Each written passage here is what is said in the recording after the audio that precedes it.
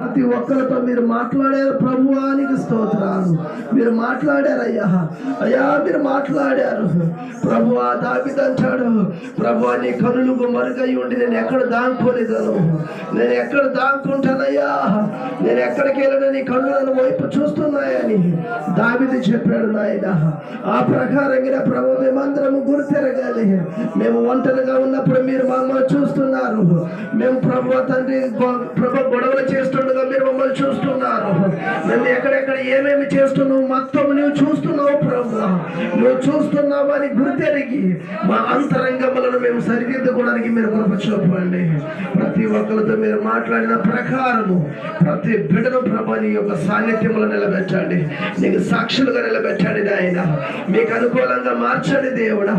అయ్యా కనికరమునే పొందాలే కానీ ప్రభు శాపాన్ని పొందే బిడ్డలుగా ఉండకూడదు నాయన. అయ్యా నీ అందు దీవెనలే మేము పొందుకోవాలి కానీ మీ అంత మేము శాపాన్ని పొందుకుంటే అయ్యా మీ అందు ప్రభు మేము ప్రభు దుర్మార్గులమై ఉంచే మేము నరకస్థలమే కానీ పరలోకస్థలం కావు తండ్రి. ప్రభు నీ బిడ్డలుగా బ్రతుకు ప్రభును మాకు అనుగ్రహించారు, అందుకే స్తోత్రములు.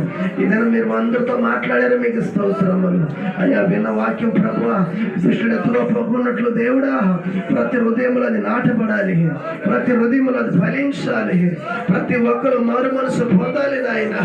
అయ్యా ఇది రాకడి దినము, అయ్యా నీ రాకడి దినము సమీపంగా ఉన్నది. అనేకమైనటువంటి రోగాలను మేము చూస్తున్నాము. బైబిల్లో చెప్పబడుతుంది ఇదిగో రాకడి దినంలో వింత రోగాలు భూమి మీదకి వస్తున్నాయని. అయ్యా బైబిల్ చెప్పింది చచ్చిన వారి పీపెట్ల వల్ల పడి ఉంటారు, వాటి లేపుట కూడా మనుషులు ఉండరని. ఇవన్నీ కూడా జరిగినాయి నాయన. అక్కడక్కడ భూకంపాలు కరువులు వస్తాయని చెప్పింది నాయన బైబిల్లో. ఇవి జరుగుతూ ఉన్నాయి ప్రభు. ఇదంతా నీ రాకడకు సూచనలని మీరు చెప్పారు.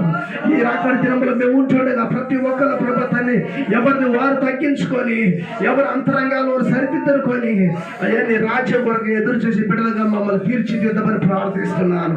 ఇంతవరకు వాక్యం విన్నందుకే మీకు ప్రభు, వాక్యం మీరు మా అందరితో మాట్లాడినందుకే మీకు స్తోత్రములు. అయ్యా విన్న ప్రతి బిడ్డను మీరు బలపరచండి, మీరు సాక్షులుగా నిలబెట్టండి. అయ్యా ప్రభుత్వాన్ని మీరు నాకు ఇచ్చేందుకే మీకు స్తోత్రాలు చెల్లించుకుంటూ మమ్మల్ని అందరూ కూడా మీకే సమర్పించుకోవచ్చు. యేసు నామములో అడిగి కూర్చున్నాం తండ్రి.